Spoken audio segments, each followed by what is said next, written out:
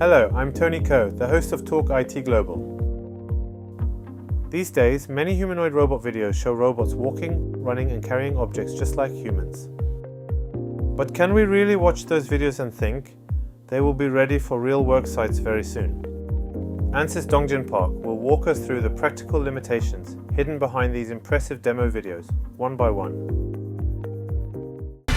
소리가 나오고 있다. 네, 소리 나오고 있어요. 공중에서는 수박을 중로봇이 저런 걸 많이 하더라고요.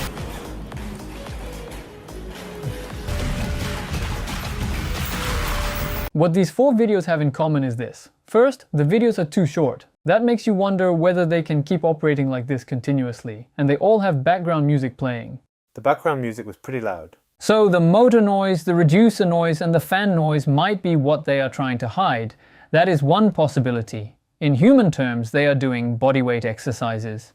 The reason we build humanoids is to have them carry heavy loads, to help us with tasks like that, but there is none of that here. They are just exercising with no load. These are low load motions. Oh right, they are low load motions. So we can say the key bottleneck is heat generation in the motor. Now, some people may argue against that. What are you talking about? China already has a humanoid that can run for 50 minutes straight. That red robot running there was the robot that won first place this time.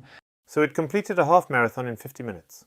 It is a humanoid called Shandian from a company called Ano, and it has 2 very large actuators on both sides, and they are exposed to the outside. When it runs, strong wind blows over them, so the heat gets cooled down, and the arms are very thin. It has no hands either. The head is extremely small too. It is truly a humanoid built for running. That is not what we want. It came out specialized for a marathon event. Some people may also argue this. Didn't Figure AI run continuously for 200 hours? Figure AI is also a very impressive company. Is Figure AI an American company? What they were trying to show there was the AI technology that allows that humanoid to recognize things with a camera, make judgments and move. In fact, the objects there were all set up to be very light, so that was also a low load motion, and it was not done by one robot. 3 robots took turns to reach 200 hours. What we want is a robot that can carry heavy items at construction sites, move appliances at home, and carry heavy fruit in factories, isn't it?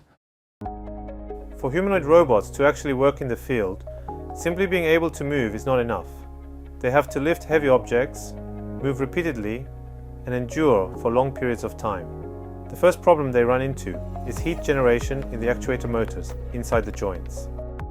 Humanoids are still in a very early stage market, and if the company next door can lift and put down 10 kilograms, we have to be able to lift 15 kilograms. Then the company next to that says they need to lift 20 kilograms. In any case, the higher the torque, the better. That is why I described it as the higher the better. Motor torque has to be as high as possible, and at the same time, it must not break down. That is what the market is demanding now. But to lift something extremely heavy, the motor has to spin extremely fast, doesn't it? Then heat seems like it would become a problem. That's right. A huge amount of heat also comes from the reducer, and the motor generates a lot of heat too. The motor will burn out eventually, won't it, if it gets that hot? According to what I have actually heard, motors burn out quite often during humanoid testing, because they do not know the burnout point. They try making it do this, then that, and then, oh, the motor burned out, then they replace that part. When analyzing actuator motors, it must be very important to determine how far you can push it before it burns out.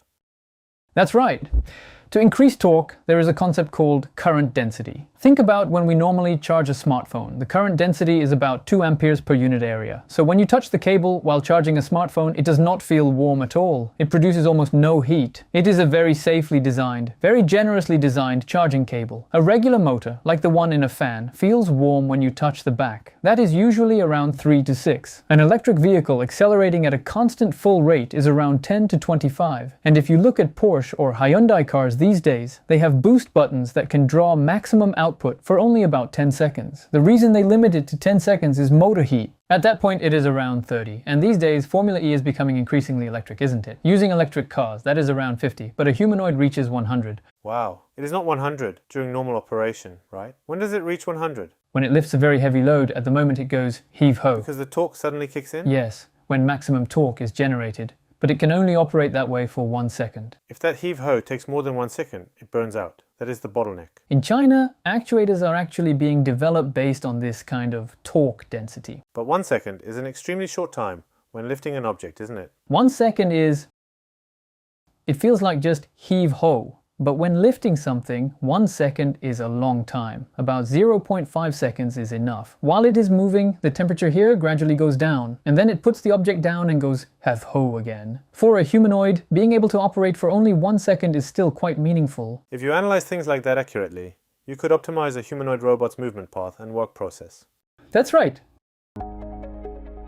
Just as GPU heat has become an important issue in AI data centers, actuator heat is an unavoidable issue in humanoid robots. In particular, because robots have to operate lightly and safely in spaces where people move around.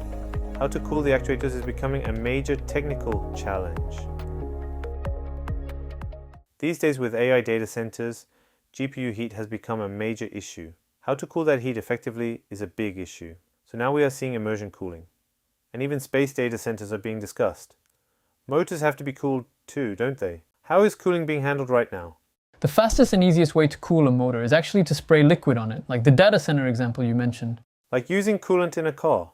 Cars all use oil cooling systems. The Formula E cars I mentioned earlier are also all cooled with oil. But if you want to cool a humanoid with oil, the first problem is weight. Like an oil tank? Yes, it has to carry that around. When you are trying to reduce the weight of the arm as much as possible to maximize strength, having coolant constantly flowing through it becomes a major disadvantage. And if it falls over or hits something and the pipes carrying oil break, it could even catch fire. For example, suppose it is standing and working in a process. If the hand generates a lot of heat, maybe only the hand could be partially cooled with air conditioning airflow. That may be the direction it takes for now.